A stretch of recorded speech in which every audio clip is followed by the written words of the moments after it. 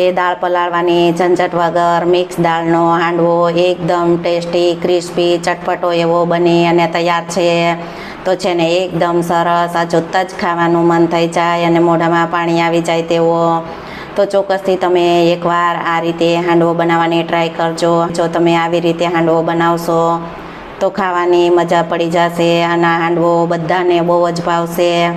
Hello friend, તો તમારું સ્વાગત છે મારા રસોડામાં. તો આજે હું તમારી સાથે શેર કરીશ હાંડવાની રેસીપી. તો ચાલો શરૂ કરીએ રેસીપી. હાંડવો બનાવવા માટે આપણે દાળ લીધેલી છે. તો દાળ આપણે જ્યાં મિક્સ દાળ આવે તે લીધેલી છે. અડદ, મગ, તુવેર અને મસૂરની દાળ છે. તો આ 4 દાળ છે તે મિક્સ લીધેલી છે. તો હાંડવામાં આપણે ચોખાનો પણ ઉપયોગ કરીશું અને તેમાં આપણે ચણાની દાળનો પણ ઉપયોગ કરીશું. જો તમારે ચોખાનો ઉપયોગ ન કરવો હોય અને ચણાની દાળનો ઉપયોગ ન કરવો હોય તો તેને તમે સ્કીપ કરી શકો. આપણે મિક્સ દાળ છે તે 2 કપ લીધેલી છે. 2 કપ ચોખા લીધેલા છે અને 2 કપ આપણે ચણાની દાળ લીધેલી છે. તો આ બધી જ દાળ અને ચોખાને આપણે મિક્સ કરી અને હાંડવા માટે આપણે પીસી લેશું. તો કરકરો લોટ તૈયાર કરવા માટે આપણે મિક્સરમાં પીસી લેવાનું. તો આપણે મિક્સિંગ બાઉલમાં આ રીતે બધી જ દાળ અને ચોખાને ઉમેરી દેશું.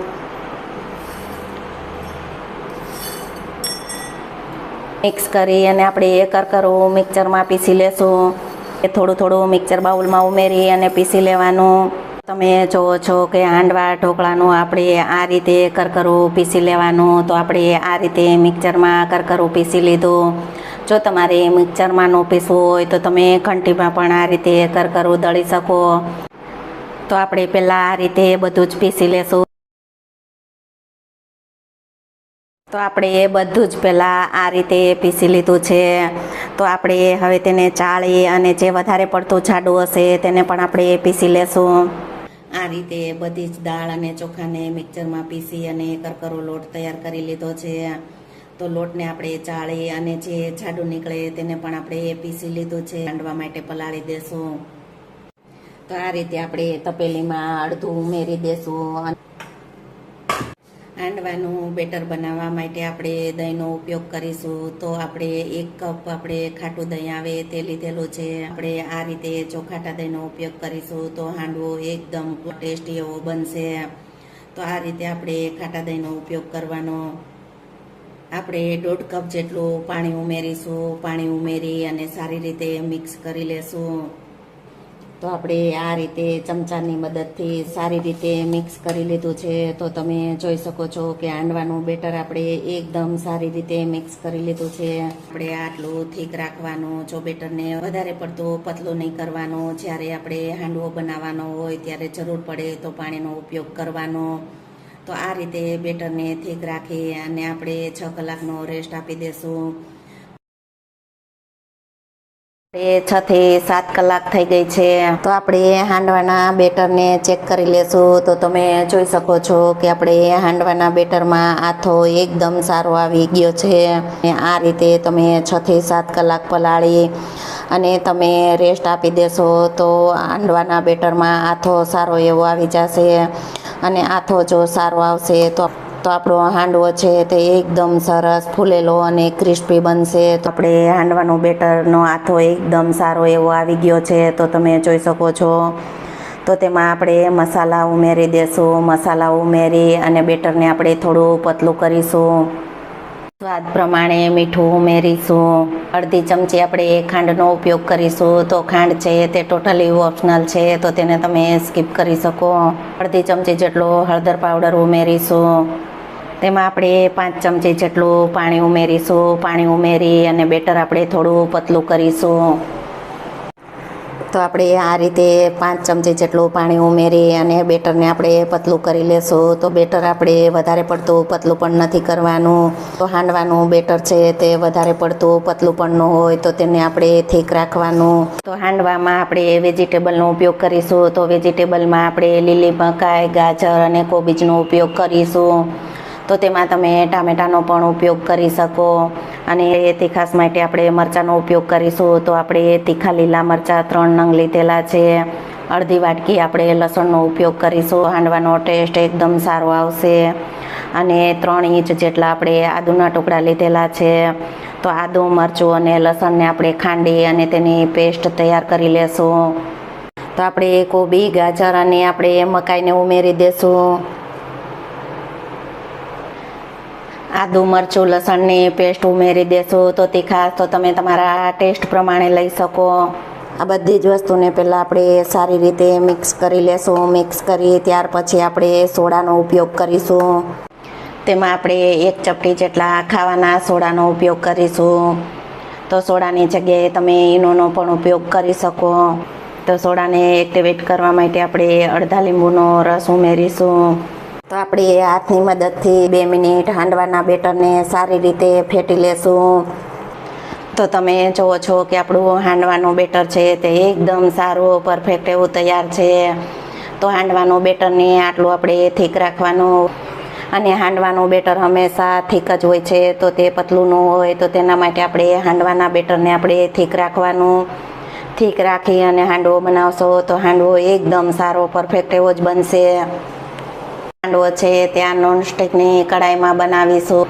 જો તમારી પાસે હાંડવાનું સ્ટીમર હોય તો તેમાં તમે બનાવી શકો. તમે આ રીતે નોનસ્ટિકની કડાઈ અથવા તો તમે નોનસ્ટિકની પેનમાં પણ બનાવી શકો. તો આપણે આ નોનસ્ટિકની કડાઈમાં બનાવીશું. તો હાંડવો બનાવવા માટે આપણે 1 ચમચી તેલનો ઉપયોગ કરીશું. તેલ ગરમ થાય એટલે તેમાં આપણે તલ ઉમેરીશું. તો તમે રાઈ અને હિંગનો પણ ઉપયોગ કરી શકો. તો આપણે તેલ ગરમ થઈ ગયું છે તો તેમાં તો આપણે 2 ચમચા જેટલું બેટર ઉમેરી અને આપણે ગોળ રાઉન્ડ શેપમાં આપણે તેને પાથરી દેશું. તો આ રીતે કડાઈમાં તમે ગોળ રાઉન્ડ શેપમાં પાથરી અને હાંડવો બનાવશો તો હાંડવો એકદમ સારો ક્રિસ્પી એવો બનશે. તો ઉપરથી આપણે આ રીતે થોડા તલને સ્પ્રિંકલ કરીશું. તો મીડિયમ ગેસની ફ્લેમ ઉપર આપણે હાંડવાને ચડવા દેશું. તો હાંડવો ઉપરથી ક્રિસ્પી અને અંદરથી સોફ્ટ એવો બનશે. તો આપણે 3 થી 4 મિનિટ માટે આ રીતે આપણે ઢાંકી દેશું. તો 2 થી 3 મિનિટ થઈ ગયો છે અને હાંડવો આપણો એકદમ સારો એવો ફૂલી ગયો છે. તો તમે જોઈ શકો છો આ રીતે હાંડવો ફૂલે અને ક્રિસ્પી થાય ત્યાર પછી આપણે તેને પલટાવવાનો. તો આપણે તાવીથાની મદદથી આ રીતે હાંડવાને તો આપણે પલટાવી લેશું. તો તમે જુઓ છો કે હાંડવો આપણો એક સાઈડ સારો એવો ક્રિસ્પી થઈ ગયો છે. તો તમે જોઈ શકો છો. તો જો આ રીતે તમે હાંડવો બનાવશો અને 2 થી 3 મિનિટ આ રીતે તમે ચડવા દેશો તો હાંડવો એકદમ સારો એવો ફૂલશે અને એકદમ ક્રિસ્પી એવો થશે. તો આ રીતે આપણે બંને બાજુ પલટાવી અને હાંડવાને ક્રિસ્પી કરી લેવાનો. તો આપણે એક સાઈડ હાંડવો ક્રિસ્પી થઈ ગયો છે તો આપણે પલટાવી અને બીજી સાઈડ પણ હાંડવાને ક્રિસ્પી કરી લેવાનો. અને ઓછી મહેનત અને ઓછા ખર્ચામાં જો તમે ઘરે આ રીતે હાંડવો બનાવશો તો બધાને બહુ જ ભાવશે અને ટેસ્ટી પણ લાગશે. આપણે એક સાઈડ હાંડવો ક્રિસ્પી થઈ ગયો છે તો આપણે બીજી બાજુ પલટાવી અને જોઈ લેશું. તો તમે જુઓ છો કે હાંડવો આપણો એકદમ સારો એવો ક્રિસ્પી થઈ ગયો છે. તો આ રીતે આપણે હાંડવાને ક્રિસ્પી કરી લેવાનો. તો હાંડવો આપણો એકદમ સારો એવો બની અને તૈયાર છે. તો તમે જોઈ શકો છો. જો તમને આ હાંડવાની રેસીપી ગમે તો વિડીયોને લાઇક શેર સબસ્ક્રાઈબ કરજો અને બાજુમાં રહેલ બેલ આઇકન દબાવવાનું ભૂલતા નહીં. તો સૌથી પહેલું નોટિફિકેશન તમને મળતું રહે. તો હાંડવો છે ને એકદમ સરસ, આ જોતાં જ ખાવાનું મન થઈ જાય અને મોઢામાં પાણી આવી જાય તેવો. તો આપણે બધા જ હાંડવો બનાવવામાં આપણે 1 ચમચી તેલનો ઉપયોગ કરવાનો. અડધી ચમચી જેટલા તલ ઉમેરી દેવાના. તલ ઉમેરી ત્યાર પછી આપણે બેટર ઉમેરવાનું. તો આપણે બધા જ હાંડવામાં 2 ચમચા બેટરનો ઉપયોગ કરીશું. તો આપણે આ રીતે 2 ચમચા બેટરનો ઉપયોગ કરી અને હાંડવાના બેટરને આપણે આ રીતે ચમચાની મદદથી આપણે પાથરી દેવાનું અને આપણે પલટાવી લેશું. તો આપણે આ રીતે બંને બાજુ ચોળવી લેશું. તો તમે જોઈ શકો છો કે હાંડવો આપણો એકદમ સારો ક્રિસ્પી એવો બને છે. તમે જોઈ શકો છો કે હાંડવો આપણો બીજી બાજુ પણ સારો એવો ક્રિસ્પી થઈ ગયો છે. આપણે આ રીતે બધો જ હાંડવો પહેલાં બનાવી લીધો છે. તો હાંડવાને આપણે સર્વ કરી લેશું. તમે જુઓ છો કે આપણો એકદમ ક્રિસ્પી અને અંદરથી સોફ્ટ એવો હાંડવો બની અને તૈયાર છે. તો છે ને એકદમ સરસ. જો તમે આ રીતે હાંડવો બનાવશો તો એકદમ પરફેક્ટ ક્રિસ્પી અને ખાવાની મજા આવે તેવો બનશે. તો આ હાંડવાને તમે ચટણી કે સોસ ગમે તેની સાથે સર્વ કરી શકો. તો છે ને એકદમ સરસ, આ જોતાં જ ખાવાનું મન થઈ જાય તેવો. જુઓ છો કે આપણો હાંડવો એકદમ સારો એવો બની અને તૈયાર છે. તો તમે જોઈ શકો છો કે આપણો હાંડવો એકદમ સરસ ફૂલેલો, ઉપરથી ક્રિસ્પી અને અંદરથી સોફ્ટ એવો, તો ખાવાની મજા પડી જાય તેવો. તો આપણે આ હાંડવાને સોસ સાથે સર્વ કરીશું. તો આપણે દાળ પલાળવાની ઝંઝટ વગર મિક્સ દાળનો હાંડવો એકદમ ટેસ્ટી, ક્રિસ્પી, ચટપટો એવો બની અને તૈયાર છે. તો છે ને એકદમ સરસ, આ જોતાં જ ખાવાનું મન થઈ જાય અને મોઢામાં પાણી આવી જાય તેવો. તો ચોક્કસથી તમે એકવાર આ રીતે હાંડવો બનાવવાની ટ્રાય કરજો. હાંડવો ટેસ્ટી અને ચટપટો. જો તમે આવી રીતે હાંડવો બનાવશો તો ખાવાની મજા પડી જશે અને હાંડવો બધાને બહુ જ ભાવશે.